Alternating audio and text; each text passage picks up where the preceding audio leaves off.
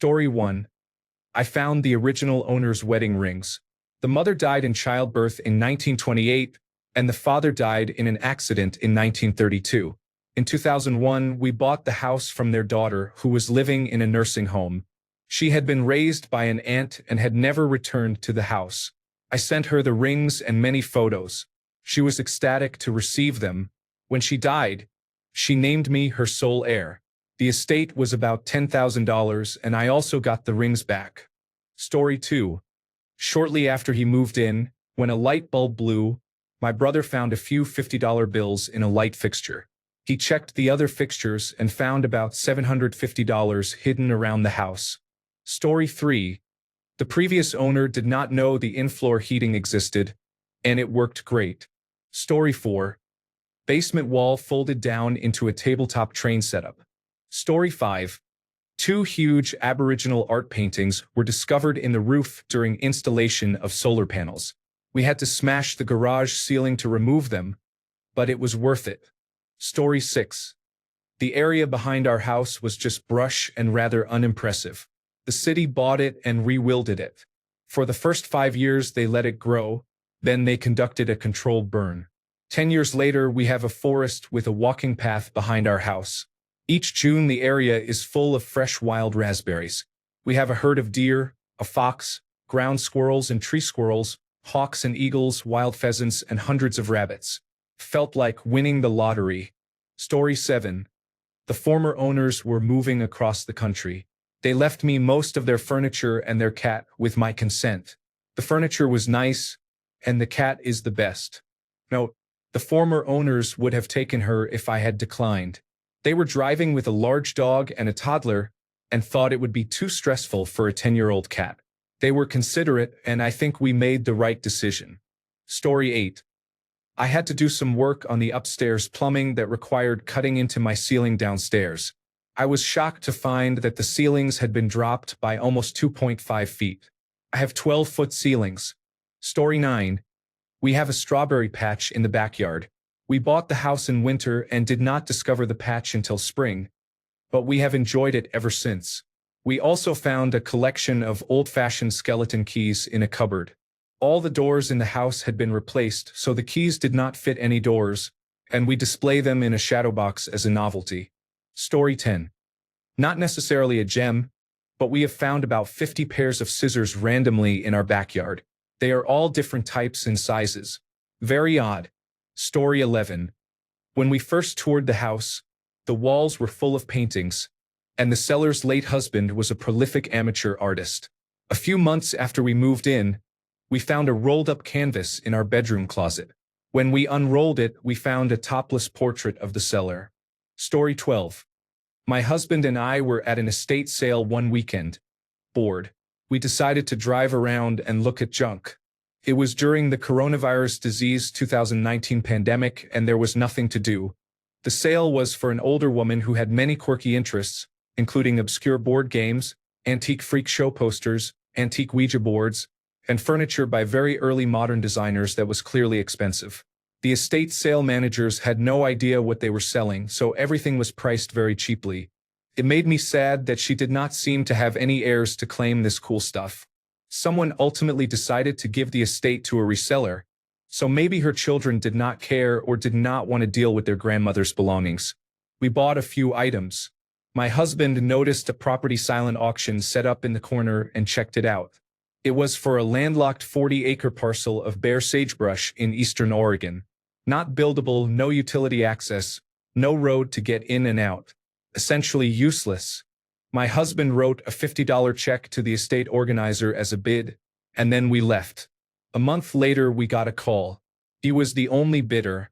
For $50, we now owned 40 acres, if we were willing to buy the title insurance and complete some paperwork. We did it. The cost was about the same as a dinner out with our kids at the local taco place. The deed we received was a scanned copy that was clearly very old, as if from the Oregon Trail era. It was obvious the plot had been in the woman's family for more than 100 years, with no surveys or tax updates. We took the kids out to see it and asked the neighbors if we could drive through their hayfield to get there. They were obliging, gave us permission, and offered to sell us a permanent easement to make a driveway for $1,000. They thought that was a great bargain. I offered more, but they said the land was useless and they did not want to take advantage. I baked them cookies, we made the deal, and we agreed to be friends. On the property, we had the most amazing views of multiple mountains that I have seen in any high desert basin. On a clear day, we can see 3 mountains with nothing in between but grass and farmland. We also found power lines on the property that serviced the farms in the area. The utility company had established these fairly recently but could not locate the elderly woman who owned the land, so a default payment judgment was entered. She probably did not know about it. In the end, we own 40 acres, 30 of which are untouched and usable if we stay on the side of the property where the power lines are not visible. It is an amazing camping spot with views to die for. We can build tiny homes or yurts, we can camp, but we cannot build a huge structure. Because we have power, we can dig a well and make the property fully functional. The utility company pays us $300 per year for usage. Property taxes are $6 per year. Over the past 5 years that we have owned it, the 30 usable acres have given us an amazing camping spot and $300 a year in profit. I sometimes feel bad for the woman's family that they did not understand the land's potential value. They were rude when the title company contacted them. Their loss was our gain. Story 13.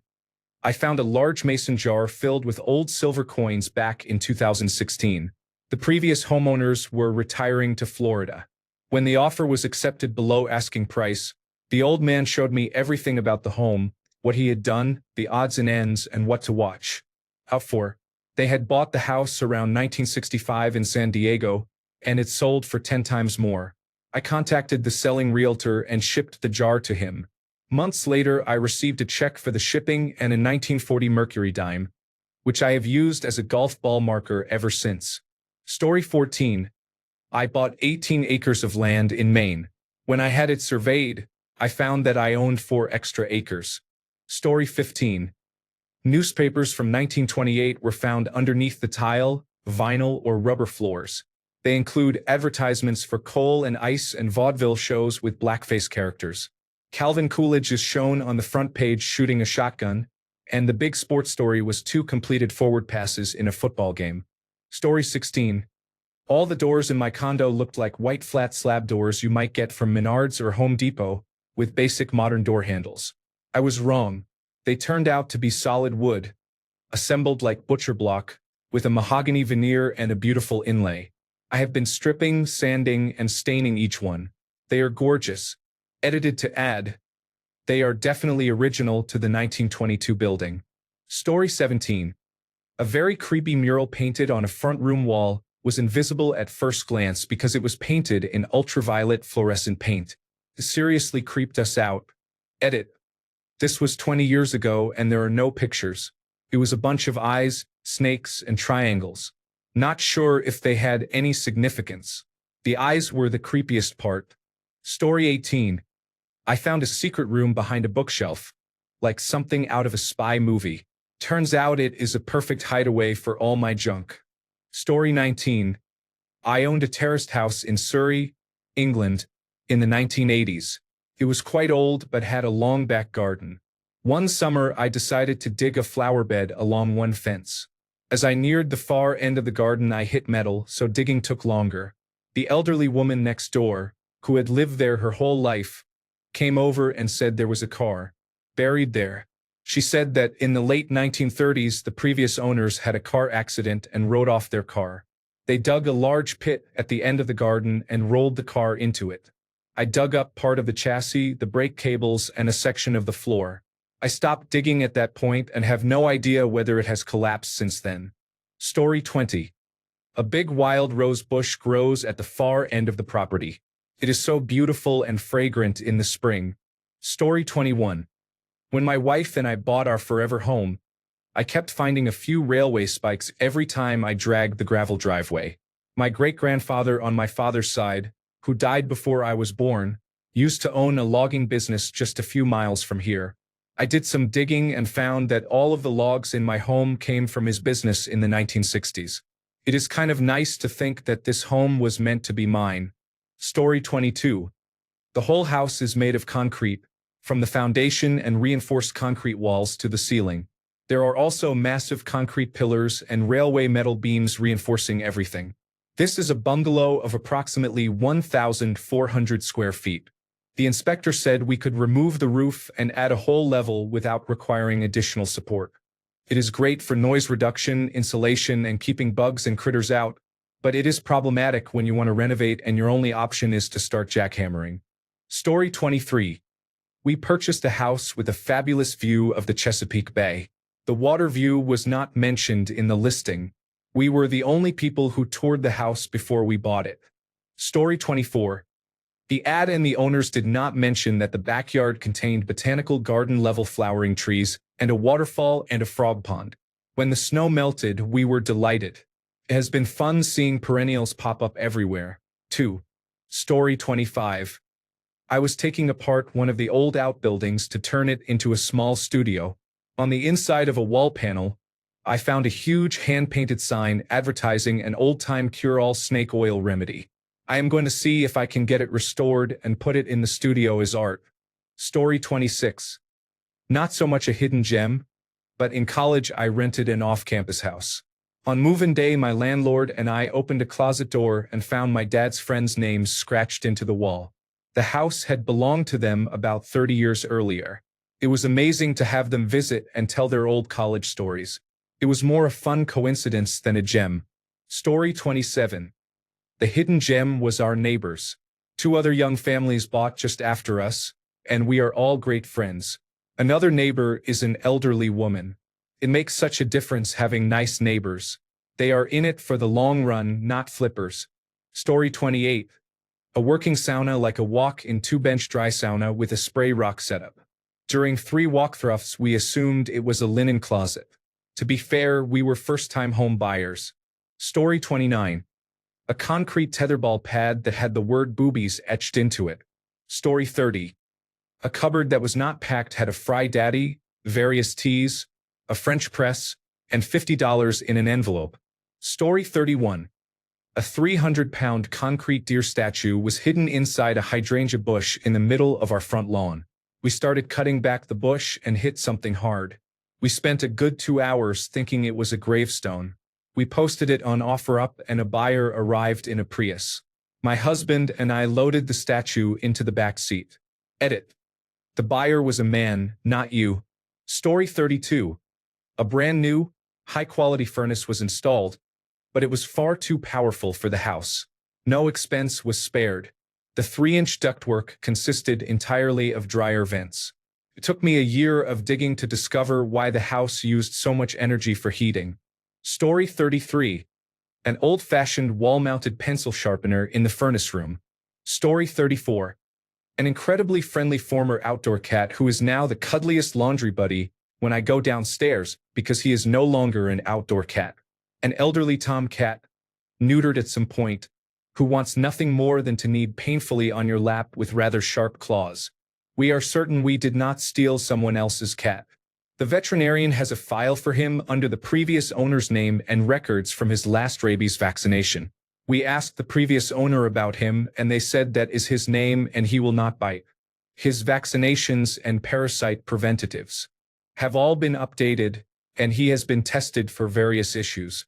He cannot mingle with the current upstairs cat because she is positive for feline immunodeficiency virus, and I am told he is pretty aggressive toward other cats, but he is happy to cuddle in the basement anytime one of us goes down. Story 35. We discovered a hidden, unfinished escape room above the garage. We had no idea it existed, and the very thorough inspector didn't even find it. Story 36. Our backyard is shared with the house behind us. The tree line made it look like a 60-40 split in their favor.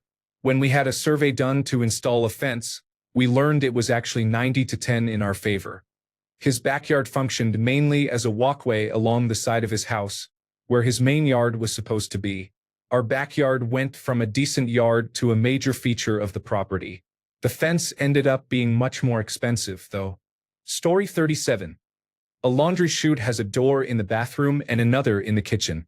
The chute opens next to the washing machine in the basement. Story 38. We knew going in but love it way more than we expected. A separate tap at the sink provides straight cold water before the water softener. It delivers instant, delicious cold water even when someone is washing dishes or filling a pot. Story 39. When repairing the garage, I found a tin box wedged between the inside sheetrock and the outside shingles. The first thing I saw when I opened it was a swarm of ants. I left it open on the ground in the yard. An hour later, the ants were gone. Inside were 7 vintage fashion brand watches such as Gucci, Chanel, and others, 3 heavy vintage silver chains, and 2 gold chains. The house was built in 1944 and changed owners 5 times before I bought it. Story 40. I found a diamond stud earring that I had heard clinking inside our vacuum cleaner while cleaning the basement a few weeks after we moved in. It was larger than the diamond engagement ring I had originally given my wife 2 years earlier. She added the new diamond to her existing ring. Story 41. The house was a gorgeous mid-century property perched high on a hill. Inside, thick heavy curtains blocked a wall of windows at the rear. When we opened the curtains, we discovered panoramic views from the mountains to the ocean. There was zero mention of the views in the listing. I even saved it because we were so shocked. We made an offer immediately. The seller's agent was terrible, but I represented myself because I am a licensed real estate agent. I will never sell this house. Story 42. We unknowingly inherited a turkey that showed up the day after we moved in and would randomly poop on our deck. We named him Levi after our realtor who helped us buy the house. Story 43. I just found $2,500 in a bag under the bathtub when I removed it. The elderly former owners are great. Story 44. We toured and purchased our home in Oregon during winter, when the weather is usually overcast and gray. On the first sunny, clear day, we looked out our back window and saw a clear view of Mount St. Helens. It was an unexpected and delightful surprise, since the listing made no mention of the view. Story 45.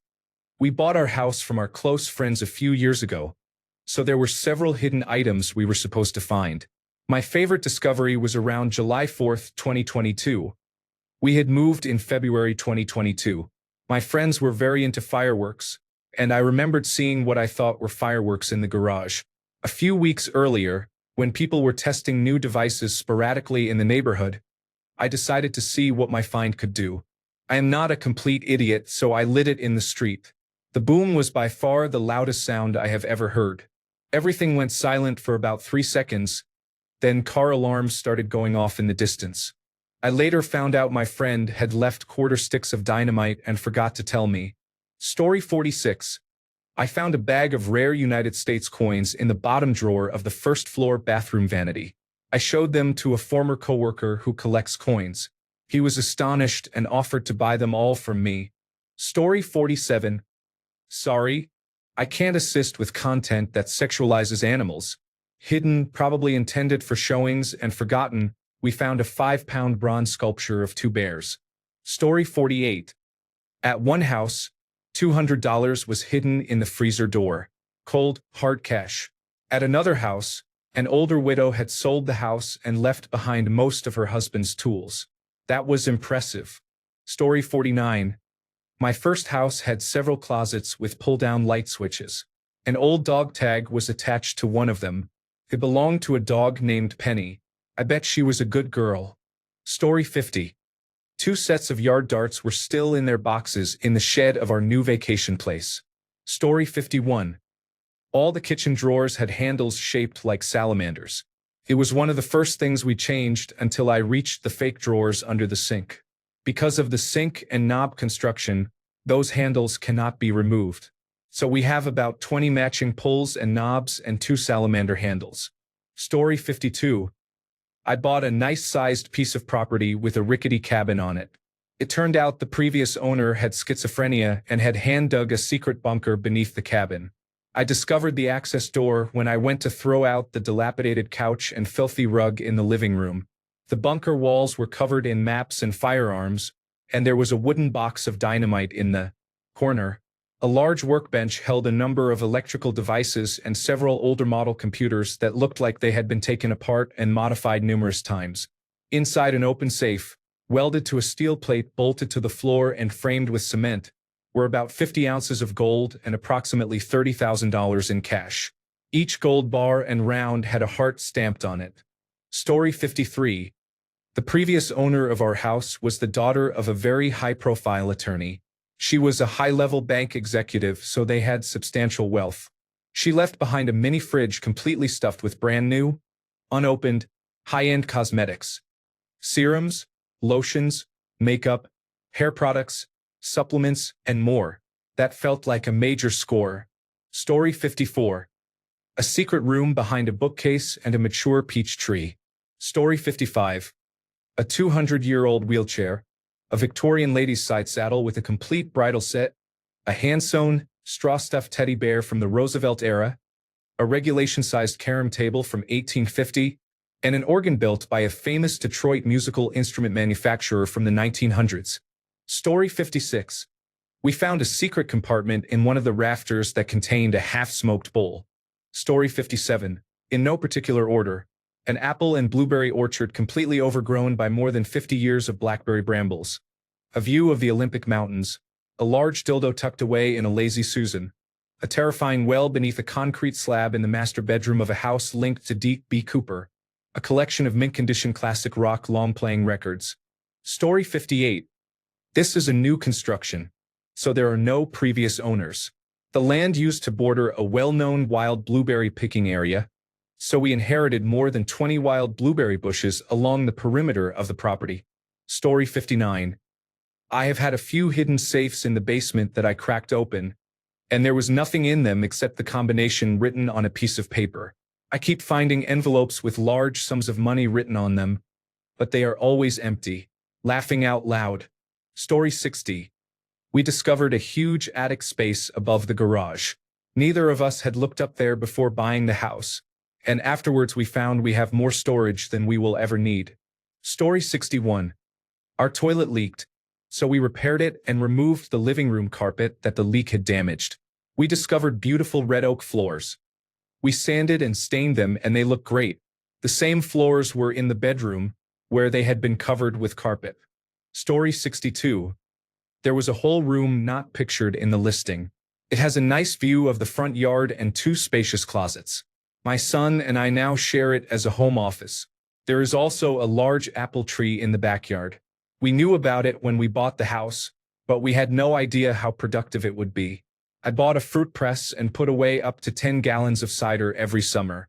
Story 63. An ocean view. We bought the house as a bank foreclosure in 2008. The listing agent was not local and did not know anything about the house. If you know San Diego, we have June gloom and it is very overcast and cloudy throughout the month, which was when we toured it and did inspections. A couple of weeks after we closed, the weather changed and suddenly we could see the ocean. We are about 8 miles away up on a hill, but it is a direct view of the water. Story 64. I do not know whether I would call it a hidden gem, but the previous owners left a perfectly good John Deere riding mower, a newer washer and dryer, and an upright freezer. Those items were left in 2018 and still work. Story 65. Our house has the absolute fanciest windows in my opinion. Both sides slide left and right and can be opened inward for cleaning. Every room has them, not just the living room. Story 66. We have a smokehouse designed for smoking meats as large as whole pigs in our backyard. It looked like a normal tool shed at first glance, and it was not mentioned in the listing. It is well set up and functional. We have smoked many meats and made good use of it. Story 67. There are extensive wetlands owned by the town behind our house and yard. They are far enough from our property that they have not impeded anything we wanted to do, and we do not have water issues because we are on high ground. However, the wetlands have prevented anyone, including the town, from altering the town-owned land. Years ago, the town wanted to build an additional access road to a municipal building behind my property, but the Environmental Protection Agency shut that down quickly and permanently. As a result, the back of my house looks out on wooded land and always will, and our yard remains very private. Hooray for wetlands. Story 68. I bought a fixer-upper from someone who had a troubled life. They were supposed to clear out all the garbage but left a lot of stuff behind, including a broken upright piano. The upside was a garden shed full of tools, including 3 lawn mowers and a mantis tiller that only needed a little work to get running. The most valuable item was a box of old silver and collectible coins and cash. I sold it to a coin shop for about $900. I was sure I could have gotten more if I had tried, but it was not worth the hassle at the time, and the cash was needed to fund the renovations. Story 69. There was an old suitcase at the far end of the attic when we moved in. My husband bought a taller ladder so we could climb up and see what was inside. It was empty. We closed it and left it there when we moved so the next people would have an excuse to buy a taller ladder. Story 70. My house was listed with approximately 10.5 acres. After surveying, it was discovered there was another 3/4 of an acre inside my fence line that was not on my deed or any neighboring deed. The survey company prepared the documents I needed, and I went to the court to claim it. Visually, I did not gain any additional land, but the total area increased. This was after I closed on the house and had received only one of 3 deeds. It turned out the property had been split, and I technically owned only 1 acre and the house for a brief period. I had no idea it was split until I went to register with the county. This had somehow been missed by both the realtors and the law firm that handled the closing. Because it was an estate sale, the law firm had to get all the siblings back in to sign that they intended to sell the entire property at once, as advertised. The kitchen and dining room floors are about an inch higher than the adjoining hallway and living room. I suspect there may be original flooring beneath the newer laminate that runs through the whole house. I have not had the funds to remove the laminate and address whatever is underneath. Story 71. The house sat sideways on a hill and had a sunken garage about 3/4 of a story below the main floor, with the living room extending over a bricked-in space between the house and the garage. The garage had once been much larger. Part had been converted into a sort of den or office, which was later cut down and closed off when the living room was extended over it. That room was largely left intact during the remodeling, so it still had a counter, cabinets on the walls, and a working electrical outlet. We kids found the former doorway to the room behind stored boxes, so this fairly large, carpeted 5-foot-high space hidden under the living room became our secret fort. It had apparently been used for storage for some time, so we found old magazines and liquor. We brought in beanbag chairs and sometimes snuck girls in. It was discovered because some other kids ignored the keep quiet rule. Our mother heard the commotion from below the living room and tracked down our entrance. Story 72. We had a 2-year-old when we bought our house. When they started school, we learned that the bus stops at the end of our driveway. School buses in our area do not stop at each child's house. Story 73. 2 tortoises were hibernating in the front yard in a hidden burrow we did not know existed until it was time for them to come out. Story 74. The previous owners left a portable slow cooker for serving cheese dip at tailgates, so I have that. Story 75. Not me, but my aunt. There was a world radio built into the wall in the basement. It was quite big, about the size of a large microwave. It had many dials and a map of the world, and you could tune into stations from anywhere, though it required patience. I thought it was both weird and wonderful. Story 76. A 1980s childhood for my children. We bought a townhouse in a complex where the children ride bikes, climb trees, and play in the creek until the street lamps come on. It is a pretty charmed existence. Story 77. I found a free axe behind the garage door. I hope it was not used to murder anyone. Story 78. I didn't realize our neighborhood was surrounded by so much open space. With a golf course to the north and a lake to the south, development is mostly blocked. They turned a 20-acre open space a half block away into an off-leash dog park. To top it off, they turned another 15,000 acres to the west into a wildlife refuge. Story 79. There is an upstairs laundry room with a window and a storage closet, located right next to all of the bedrooms. It was not mentioned or pictured in the listing, but it was a huge selling point for me. I used to have to go down 2 flights of stairs carrying a heavy hamper to do laundry in the dark garage near spiders and other pests. Our movers were not happy that they had to bring our washer and dryer upstairs, but I am thrilled. Story 80. The house has a 1-car garage at the same level as the front door. And down the hill, there is a second two-car garage that was not mentioned in the listing. Story 81. There was a thermostat on the wall, an oil-fired boiler in the crawl space, and an underground oil tank almost full in the backyard.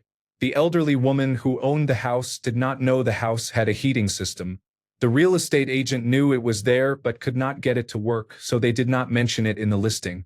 I cleaned out the flue and fixed the water pump, and it worked well. It circulates hot water through copper pipes that are set on the subfloor, covered with construction paper, galvanized chicken wire, 2 inches of cement, and topped with quarry tile. 15 years ago, I replaced the boiler with an on-demand electric water heater. It is 73 years old and still working. Heating costs are about $200 per month. Warm floors are really nice. The cats know where the hottest spots are. Story 82. I just closed on a house last week. The listing looked good, but when we toured the house and opened a storage closet, we found many pegs for keys with several keys still hanging. All the keys were labeled and one label said cabin keys. The property is 37 acres, and the listing made no mention of a cabin. However, there was a mowed path. We followed it and came across about 10 beautiful waterfalls flowing through small ponds, all clearly man-made. At the end was an adorable 17 by 20 cabin with a small loft. It is off-grid at the moment, but electrical conduit runs underground to it, although there is no meter at the pole. There is a cute wood stove, a beautiful rock mantelpiece, a screened-in back porch overlooking a creek, and even an outhouse. All of that sold us on the property, and I would bet most people who looked at the house never knew it was there. The main house is solid, but it might not have been our first choice if we had not found the cabin and waterfalls. The other realtor never mentioned it to our realtor. We also gained an acre on the survey. None of that was mentioned in the listing. Story 83. We recently bought a house just outside a small city. It sits on a wooded 2-acre lot. Sizable but not huge. During the inspection, I walked the property to take stock. The listing noted a chicken coop and a hot tub but did not mention the rest of the grounds. I discovered a small stream running near the edge of our land with a flat clearing beside it, perfect for camping or a fire pit. I had always wanted that and thought it was too niche to require while house hunting. I look forward to many years enjoying it with my son. Story 84. I know what you mean by gem, but I am choosing to offer an alternate sarcastic interpretation. My house was built in the year 1900. I recently discovered that my central load-bearing wall, which is the main internal structure for my 2-story house, has a gap between the studs of 48 inches.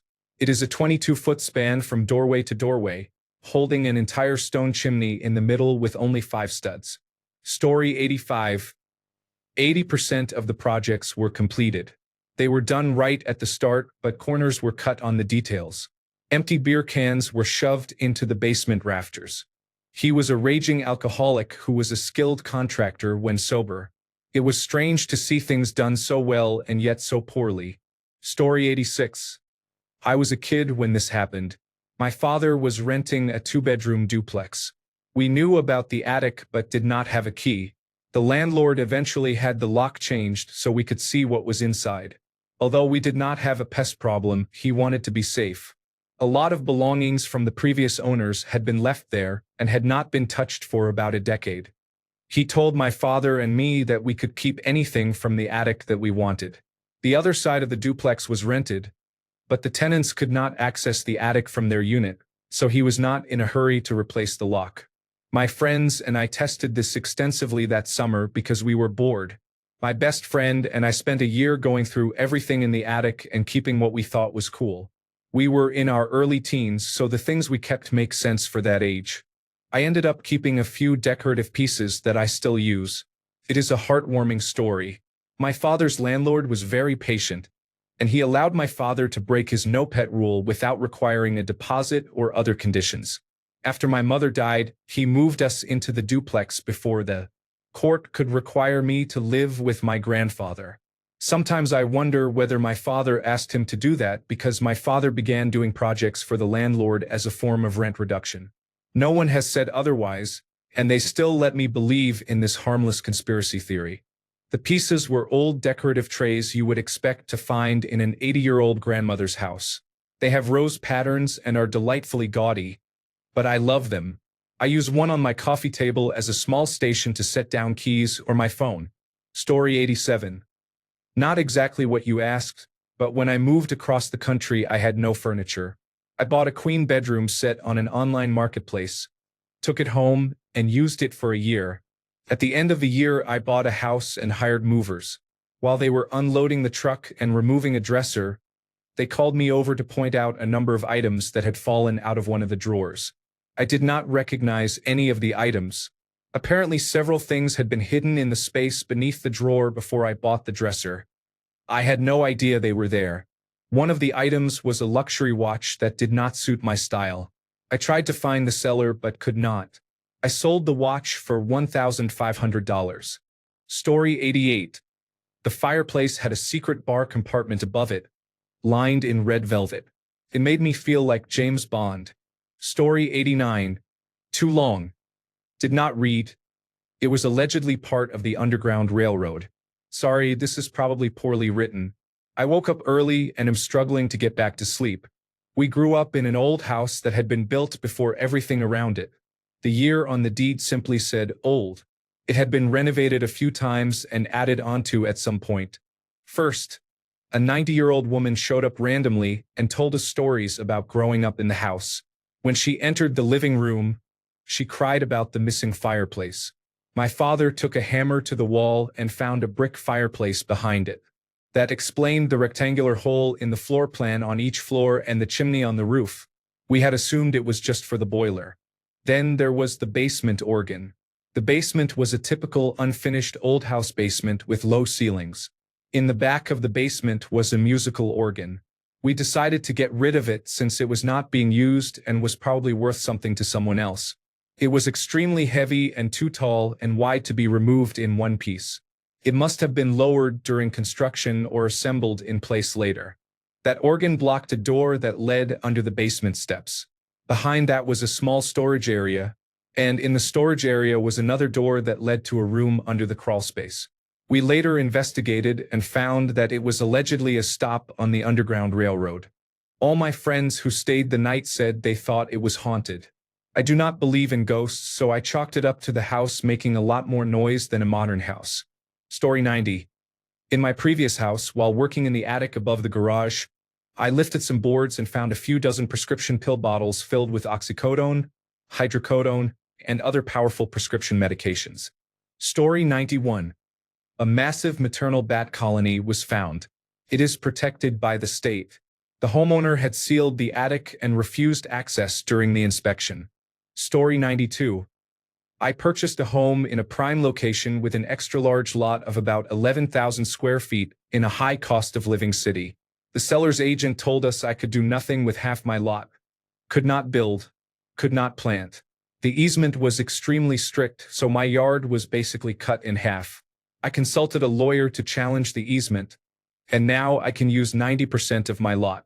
My real estate agent returned for a drink 1 month after moving in and told me we had just added $400,000 to $500,000 in value to our home.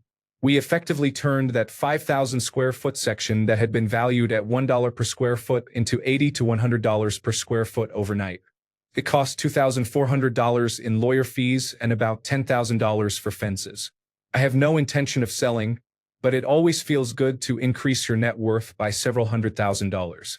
Story 93. We thought our basement had a storage closet and had not looked in it because we were pressed for time. When I went to put something in the closet, I discovered it was a half bath. It was not mentioned in the listing, and our realtor was surprised when we told him. Story 94. I have a small pool of water at the back of my 9 wooded acres. In rain or drought, the water remains dark and tannic, and the level stays the same. The shape is exactly like a classic Old West coffin, with 6 corners and a shoulder. I had no reason to know this, yet the moment I saw the pool I knew it could simply absorb a body into the wet leafy litter and be gone. My dogs will not go near it. My trail cameras show that deer love that area, yet they do not go near the pool even when the nearby stream is dry. Some may ignore it or consider it merely a wet hole. I am grateful for its presence. Every good thing must have its dark side, and my 9 acres are a safe Vermont haven. Story 95. This is an aircraft nose wheel. The original owner in the 1950s was an aircraft engineer, so I assume he left it there. I left it where I found it. Although it was a curious find, there is no practical use for it. It is probably still there. Story 96.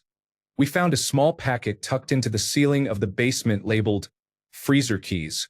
We had noticed several boxy outlines on the basement floor, and a neighbor told us the previous owner had many freezers. It was an interesting find, but I still feel uneasy about it. I laughed out loud. Story 97. I knew we had solar, but I did not know we also had a storage battery. It was like finding $5,000 on the ground. Story 98. My golden retriever has found so many tennis balls and wiffle balls.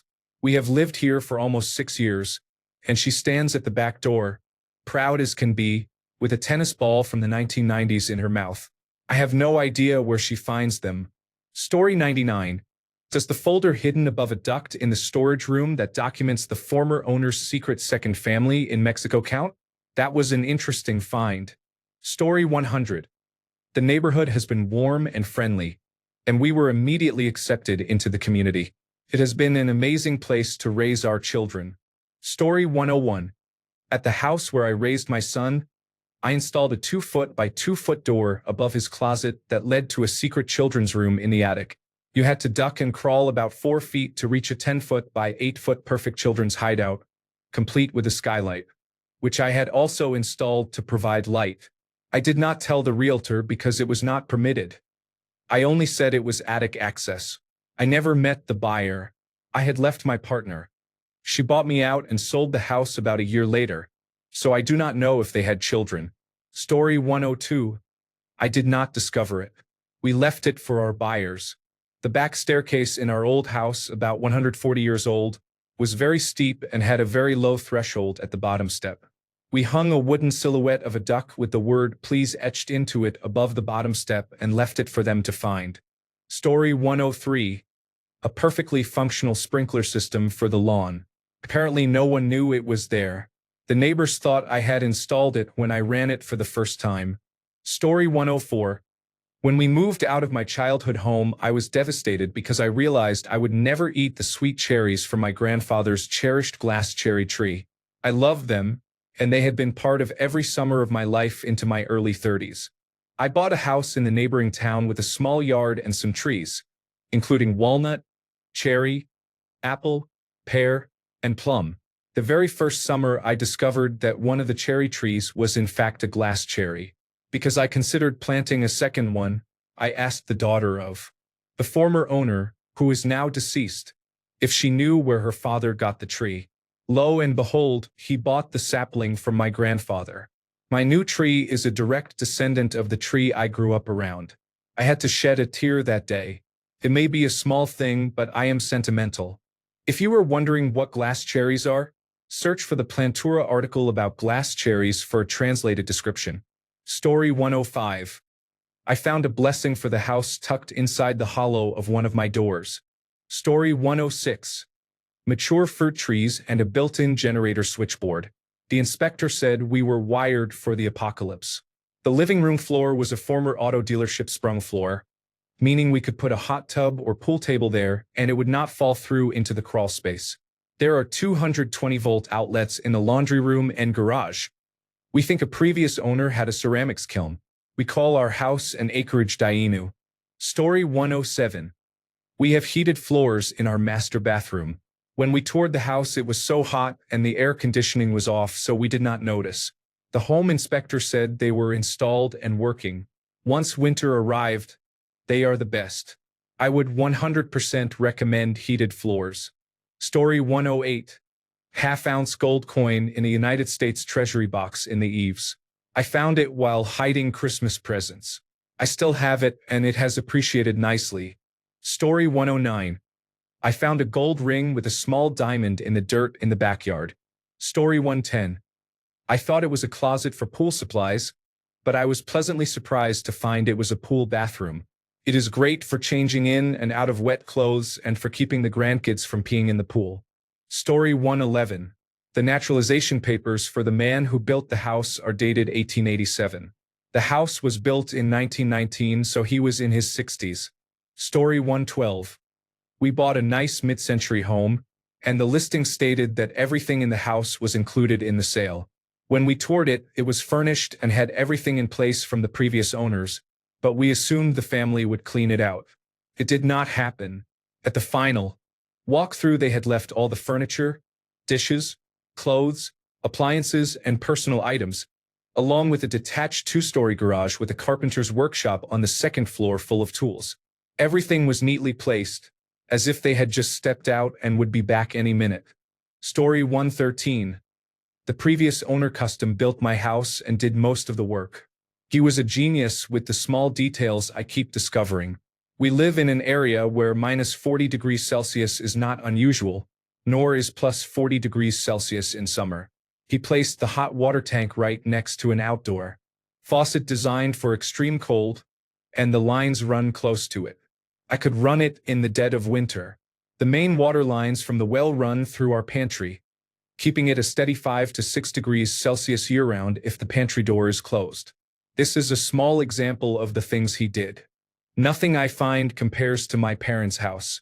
It is an old Georgian farmhouse they bought in the late 1960s. The previous owners had added a sunroom with thick green shag carpet. My parents used that room as a television and playroom while we were growing up. There was lots of padding, so we used it without worry. When we later tore out the carpet, underneath we found 4-inch thick, high-end Italian marble. The slabs were roughly 6 by 6 feet or 8 by 8 feet. Each slab had a small broken corner that had been repaired with cement, so they were probably bought at a discount originally. Many slabs are now nearly intact. The marble has black veining.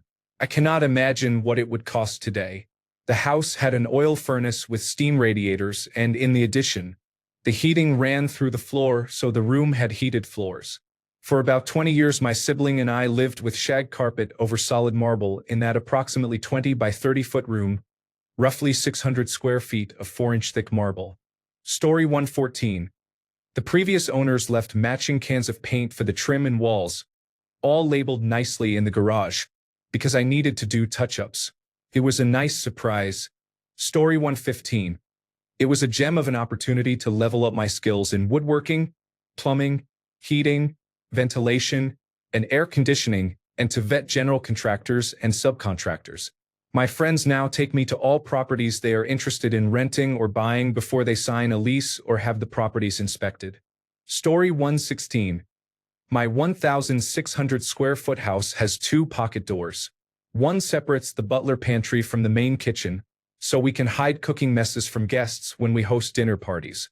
The other separates the main open concept area from the hallway to the bedrooms. We have 2 small children, so being able to close off that hallway after their bedtime and not have to tiptoe around is great.